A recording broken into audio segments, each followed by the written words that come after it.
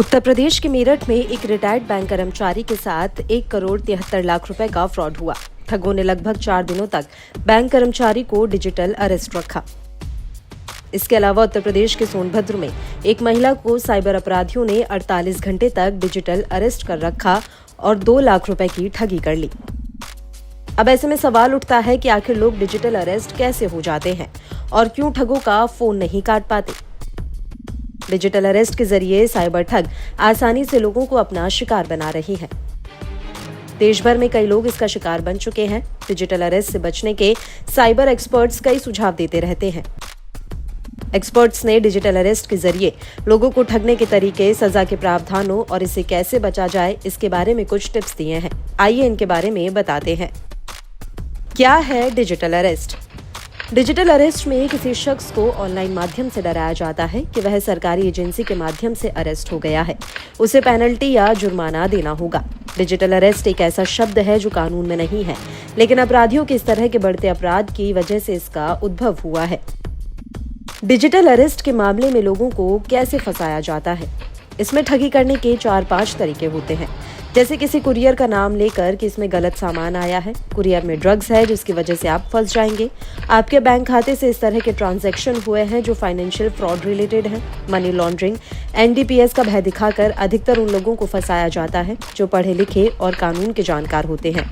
ऐसे लोगों को डराकर उनसे डिजिटल माध्यम से फिरौती मांगी जाती है। डिजिटल अरेस्ट के मामले से कैसे बचा जा सकता है? लोगों को इस बात का ध्यान रखना चाहिए कि कोई भी सरकारी एजेंसी ऑनलाइन तरीके से पूछताछ नहीं करती है। सरकारी एजेंसी सिर्फ फिजिकल तरीके से पूछताछ करती है। अगर किसी के साथ इस तरीके की घटना होती है तो वह 2 तरीके से इसे रिपोर्ट कर सकता है। साइबर फ्रॉड के हेल्पलाइन नंबर या फिर ईमेल के जरिए शिकायत दर्ज कराई जा सकती है। इसके अलावा आप स्थानीय पुलिस को भी शिकायत दे सकते हैं। अगर आप पुलिस को 1 घंटे के भीतर सूचना देते हैं तो ट्रांसफर किए गए पैसे को वापस पाने की संभावना रहती है। क्या डिजिटल अरेस्ट में कोई सजा का प्रावधान है? इस मामले में बहुत तरह की सजा हो सकती है। गलत डॉक्यूमेंट बनाने, लोगों से ठगी करने, सरकारी एजेंसी को गुमराह करने की सजा हो सकती है। इसके अलावा मनी लॉन्ड्रिंग हो रही है, उसकी सजा, आईटी एक्ट के तहत सजा, ट्राई के कानून के तहत गलत सिम कार्ड देने की सजा का प्रावधान है। हालांकि इसमें दिक्कत यह है कि जो लोग पकड़े जाते हैं वह निचले स्तर के प्यादे होते हैं और जो मुखिया होते हैं वह विदेश में बैठे होते हैं। सरकारी एजेंसी उन्हें पकड़ नहीं पाती। इसके अलावा सवाल अब ये भी उठता है कि कोई व्यक्ति कई दिनों तक कैसे डिजिटल अरेस्ट रह सकता है। दरअसल ठगों का जाल ऐसा होता है कि व्यक्ति डर जाता है।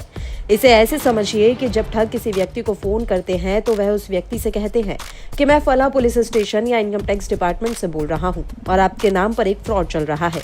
इसके बाद ठग उनसे कहता है कि हम आपको वीडियो कॉल कर रहे हैं और आप तब तक हमारे अधिकारियों के सामने बैठे रहेंगे जब तक कि हमारी टीम आकर आपसे पूछताछ न कर ले। ठग पीड़ित व्यक्ति को समझाते हैं, धमकाते हैं। अगर आपने फोन काटा तो ये कानून का उल्लंघन माना जाएगा और आप इसके लिए गिरफ्तार हो जाएंगे। सबसे बड़ी बात कि वीडियो कॉल के दौरान व्यक्ति को ऐसा दिखाया जाता है जैसे उसे सच में किसी पुलिस स्टेशन से ही फोन आया है।